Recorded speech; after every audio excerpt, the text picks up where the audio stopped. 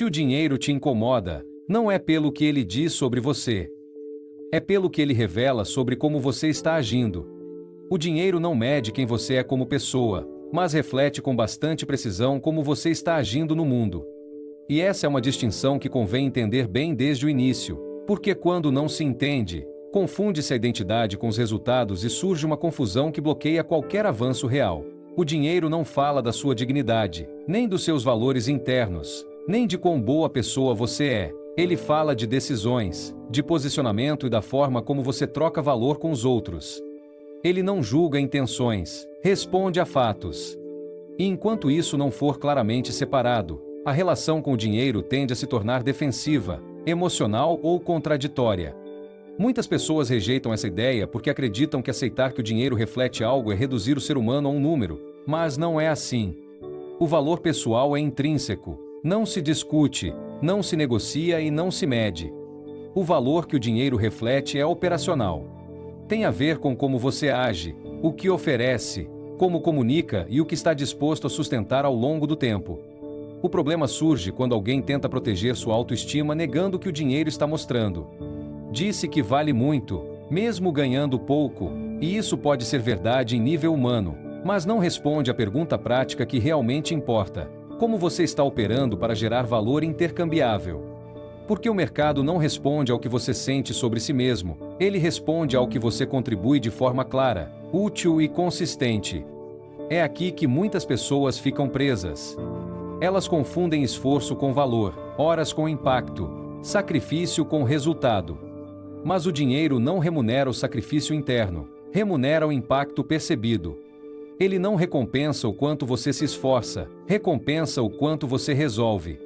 Você pode trabalhar muito e continuar gerando pouco se o que você faz não for bem direcionado, bem posicionado ou bem traduzido em algo que os outros percebam como valioso. Isso não é uma crítica, é uma observação funcional.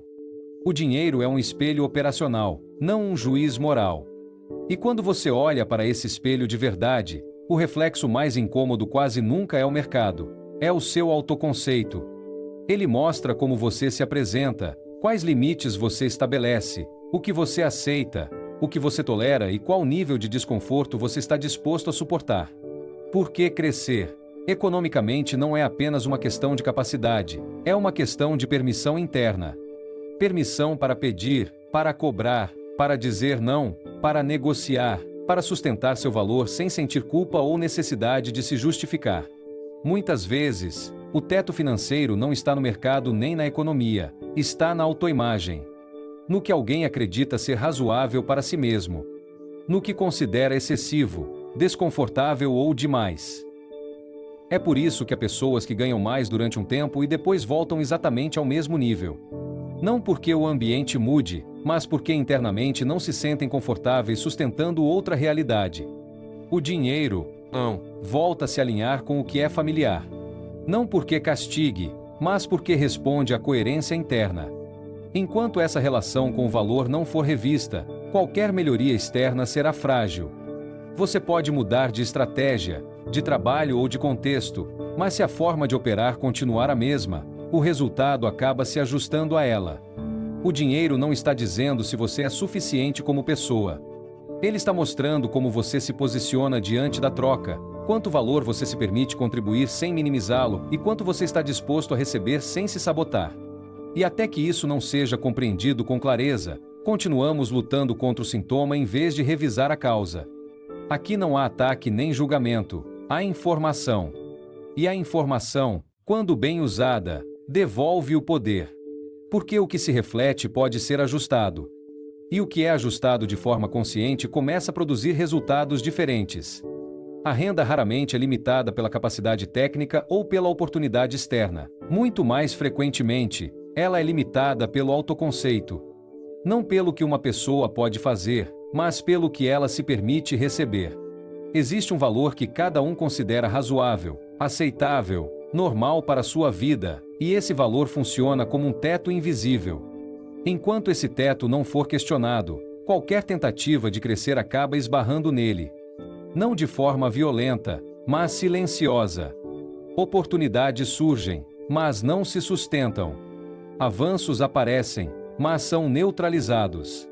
Ganhasse mais durante um tempo e depois, quase sem perceber, volta-se exatamente ao mesmo nível de sempre. Não porque o mercado castigue, mas porque a mente busca coerência. O dinheiro tende a se alinhar com o que uma pessoa considera possível para si mesma. É por isso que crescer incomoda. Não pelo trabalho extra, mas porque obriga a revisar a identidade. Ganhar mais implica se ver de outra maneira, tomar decisões diferentes, se expor a novos julgamentos, assumir responsabilidades maiores. E nem todo mundo está preparado para esse desconforto, mesmo que diga que o deseja. Muitas pessoas querem o resultado, mas não o ajuste interno que o acompanha. Dizem que querem mais renda, mas internamente sentem que isso não é para elas, que seria excessivo, que geraria conflito, que as colocaria em uma posição desconfortável diante dos outros. Esse conflito interno nem sempre é expresso com palavras claras. Às vezes se manifesta como procrastinação, como autossabotagem, como escolhas aparentemente racionais que, no fundo, protegem a imagem conhecida. O autoconceito atua como um termostato. Quando o dinheiro sobe muito rápido em relação a essa autoimagem, algo é ativado para devolvê-lo ao nível familiar.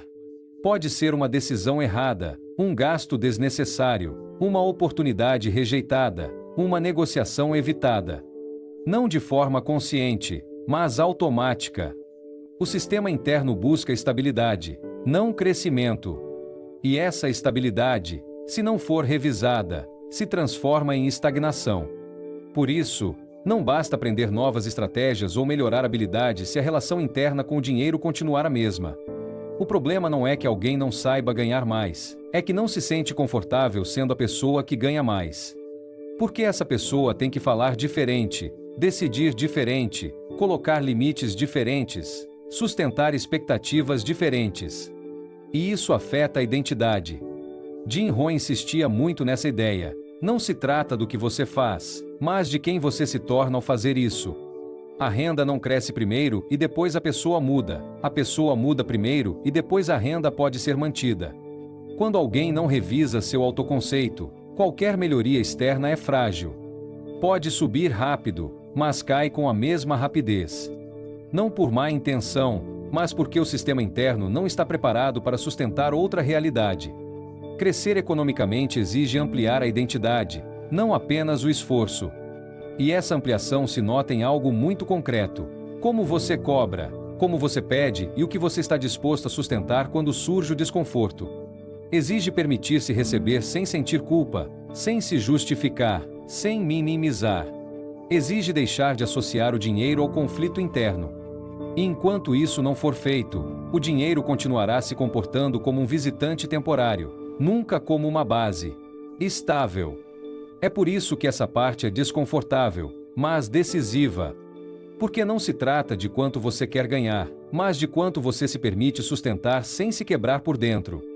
E essa resposta não se encontra no mercado. Ela se encontra na relação que você tem consigo mesmo quando imagina uma vida diferente. É aí que estão os verdadeiros limites. E também, exatamente aí, onde começa a possibilidade real de superá-los. A autoimagem financeira não é formada por números, mas por histórias. Histórias que uma pessoa conta a si mesma ao longo dos anos e que, sem perceber, acabam funcionando como limites invisíveis.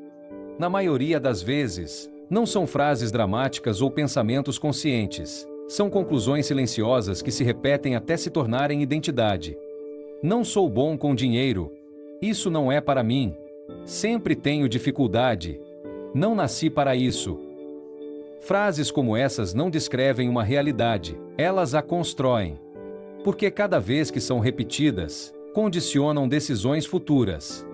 Elas não impedem de agir de repente, mas orientam como agir, o que evitar e até onde chegar. A autoimagem financeira determina quais oportunidades são consideradas possíveis e quais são descartadas antes mesmo de serem avaliadas. Ela determina quanto se pede, quanto se cobra, quanto se economiza e quanto se tolera perder. E faz isso de forma tão sutil que parece senso comum. O problema é que esse senso comum geralmente é construído sobre experiências passadas mal interpretadas. Um erro precoce, uma decisão errada, um comentário recebido no momento errado, uma comparação injusta. Daí nascem narrativas que se arrastam por anos sem serem revisadas. O dinheiro não responde apenas às habilidades, mas também à história que alguém acredita sobre sua relação com ele. Se internamente você se percebe como alguém desorganizado, limitado ou pouco merecedor, suas decisões tenderão a confirmar essa imagem. Não porque você queira falhar, mas porque a mente busca coerência. Ela age para validar o que acredita, mesmo quando isso não é conveniente. É por isso que há pessoas que, mesmo tendo capacidade, repetem os mesmos problemas financeiros uma e outra vez. Elas não estão falhando por falta de inteligência, estão sendo coerentes com sua autoimagem. Mudar essa autoimagem não é uma questão de afirmações vazias ou de pensar positivo. É uma questão de observar qual história você está sustentando e como essa história se traduz em decisões concretas. Cada vez que você evita olhar para seus números, há uma narrativa por trás. Cada vez que você minimiza o que faz, há uma narrativa por trás. Cada vez que você aceita menos do que sabe que vale, há uma narrativa por trás. E enquanto essas narrativas não forem questionadas, o dinheiro continuará respondendo a elas. A autoimagem financeira também se protege. Quando alguém tenta sair dela, surge o desconforto. Surge o medo de errar, de se destacar, de não saber sustentar o novo. E então a mente oferece desculpas razoáveis para voltar ao conhecido.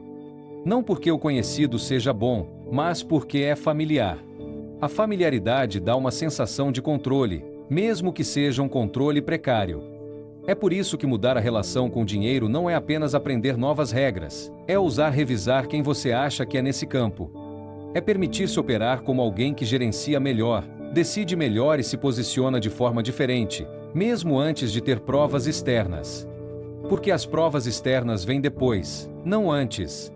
Jim Rohn dizia isso de forma muito clara: você não pode esperar resultados diferentes enquanto continuar sendo a mesma pessoa em suas decisões. A autoimagem não muda quando o dinheiro chega quando a autoimagem se amplia o suficiente para sustentá-lo. E essa ampliação não ocorre de repente, ocorre quando você começa a agir de uma maneira ligeiramente diferente da história que você contou a si mesmo até agora. É aí que o ciclo começa a se quebrar. Não com grandes declarações, mas com pequenas decisões que contradizem a narrativa antiga. E cada vez que você faz isso, a autoimagem se ajusta um pouco mais. E quando a autoimagem muda, o dinheiro, mais cedo ou mais tarde, responde. Você sempre ganhará proporcionalmente ao que se permite receber. Não ao que deseja, não ao que diz querer, mas ao que internamente considera possível e aceitável para você. O dinheiro não fica onde há ambição declarada, fica onde há permissão interna. E essa permissão não se negocia com palavras, revela-se nas decisões.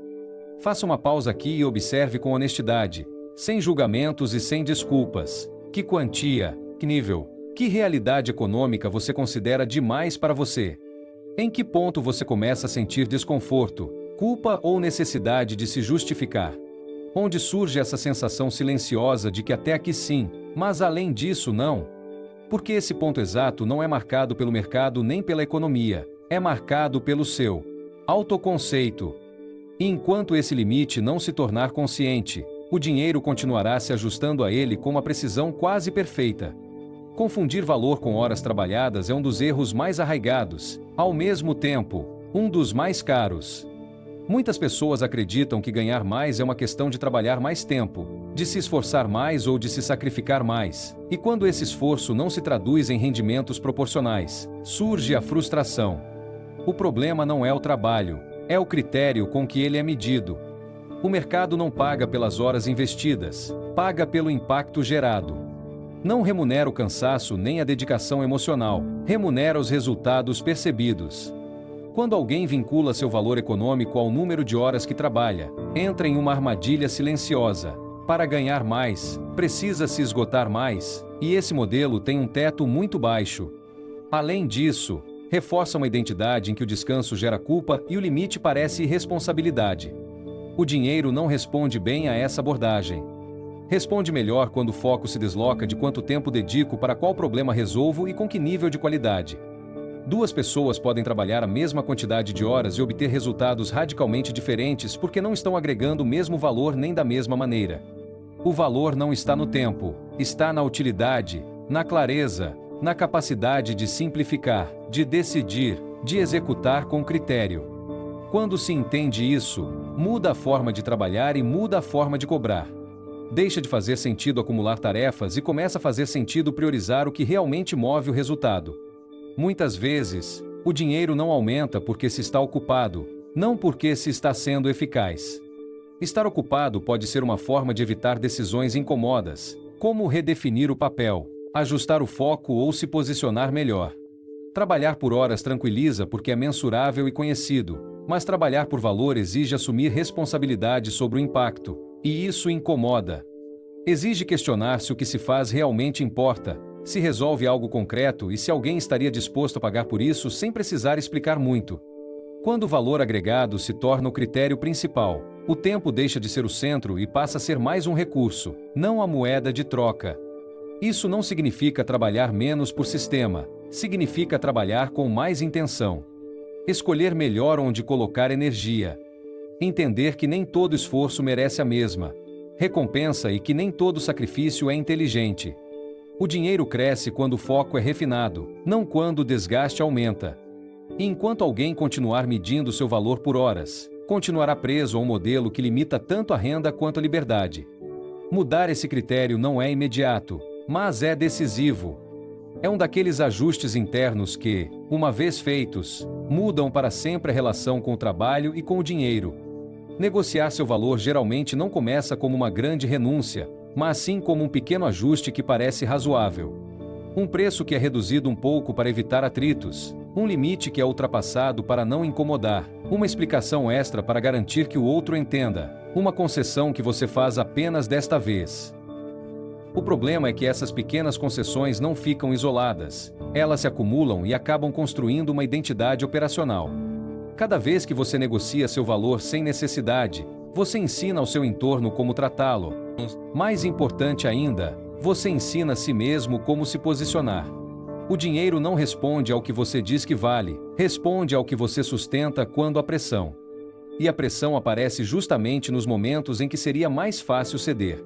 Muitas pessoas acreditam que o problema está no mercado, nos clientes ou nas oportunidades, quando na verdade o padrão se repete porque internamente não se decidiu com clareza até onde sim e até onde não.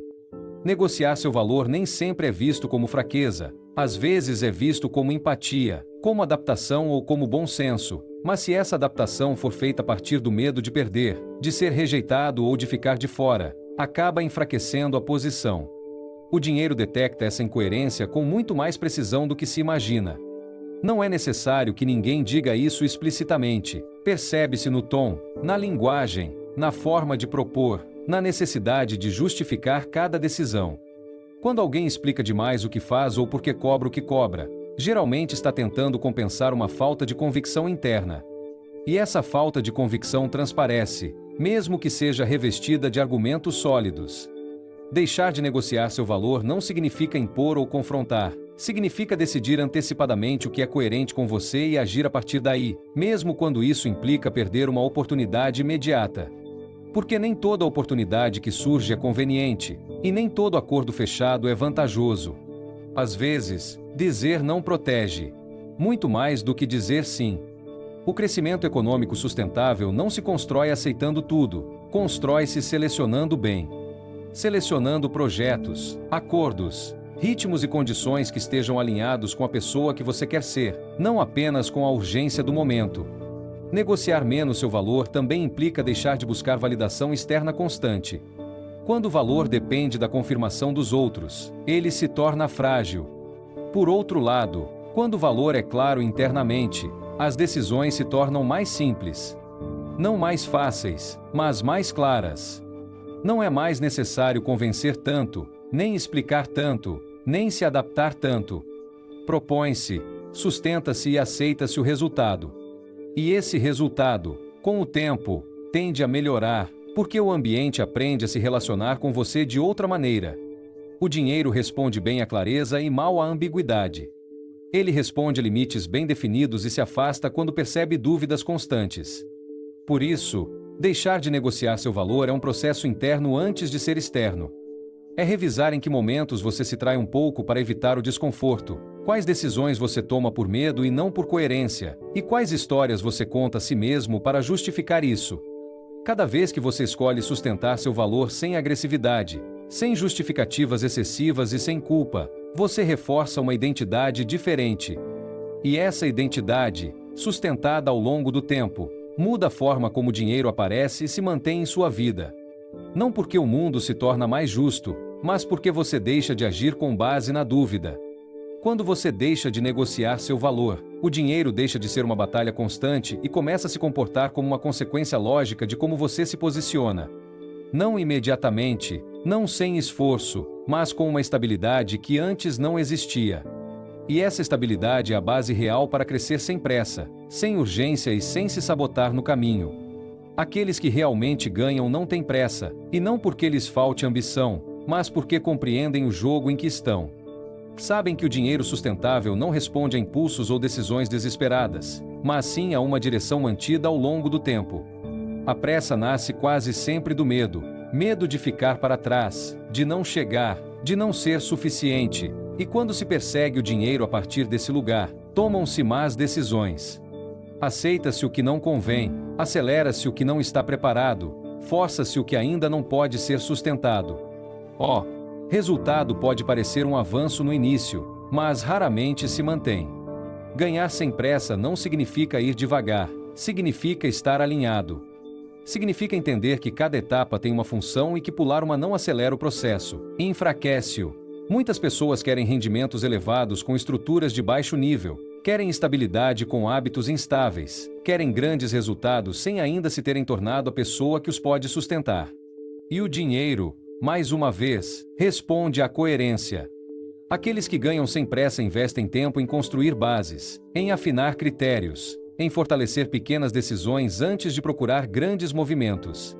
Não vivem reagindo a cada oportunidade nem perseguindo cada tendência, porque sabem que a dispersão é uma forma elegante de perder o foco. Preferem avançar com constância, mesmo quando, visto de fora, parece pouco, porque entendem que o pouco bem sustentado sempre supera o muito improvisado. Essa abordagem também muda a relação com o erro. Quem tem pressa vive cada erro como uma ameaça, quem entende o jogo vive-o como informação. Ajusta, corrige e continua. Não dramatiza nem desiste. A pressa exige resultados imediatos, a maturidade entende os processos. E o dinheiro se move melhor em processos do que em impulsos. Ganhar sem pressa também implica deixar de se comparar constantemente. A comparação acelera mal, leva a decisões que não se encaixam e gera frustração desnecessária. Cada caminho tem seu ritmo e sua lógica interna, e respeitar esse ritmo não é conformismo, é inteligência estratégica. Quem entende isso deixa de tomar atalhos que saem caros e começa a construir algo que não precisa ser refeito a cada poucos anos. O dinheiro estável se baseia em decisões repetidas, não em golpes de sorte. É por isso que aqueles que ganham sem pressa não parecem desesperados, parecem claros. Eles não correm atrás do dinheiro, eles organizam sua vida de forma que o dinheiro faça sentido ficar. E quando ele chega, eles não o forçam, eles o integram. Esse é o verdadeiro jogo, não ganhar rápido, mas ganhar de uma forma que não obrigue a começar do zero repetidamente. A pressa empurra, a clareza dirige. E, a longo prazo, quem entende a diferença sempre ganha. Se algo fica claro depois de tudo isso é que o dinheiro não é apenas um número ou um objetivo externo. É um reflexo constante de como você se posiciona, de quanto valor você se permite sustentar e da relação que você tem consigo, mesmo quando ninguém está te pressionando. Não se trata de querer mais, mas de poder sustentar mais sem se quebrar por dentro, sem se sabotar e sem negociar o que você sabe que é coerente com você. Quando o valor interno e o valor que você agrega começam a se alinhar, o dinheiro deixa de ser uma luta permanente e passa a se comportar como uma consequência lógica. Não imediata, não perfeita, mas estável. Este vídeo não pretende que você mude sua realidade de um dia para o outro. Pretende que você entenda por que, mesmo quando avança, às vezes volta ao mesmo ponto, e onde está a raiz desse ciclo. Porque, uma vez que você vê claramente como seu autoconceito, seu posicionamento e suas decisões diárias influenciam sua renda, você não consegue mais deixar de ver isso. Se isso fez você pensar de forma diferente sobre o dinheiro e sobre como você se posiciona. Clique. Não porque aqui haja respostas rápidas, mas porque o que se segue só faz sentido se você estiver disposto a deixar de agir como antes. E a partir daí, o próximo passo é inevitável. Não basta ganhar mais ou sentir-se mais valioso. É preciso aprender a administrar o dinheiro com consciência, sem impulsos, sem medo e sem desordem. No próximo vídeo, vamos abordar exatamente isso: como assumir uma responsabilidade financeira madura que não depende de heroísmo ou força, mas de clareza, estrutura e decisões sustentadas ao longo do tempo. Se você quiser concluir este mini curso e colocar tudo isso em prática, não deixe de seguir o canal e assistir ao próximo vídeo. Porque entender o dinheiro como reflexo muda a perspectiva, mas aprender a administrá-lo é o que muda os resultados.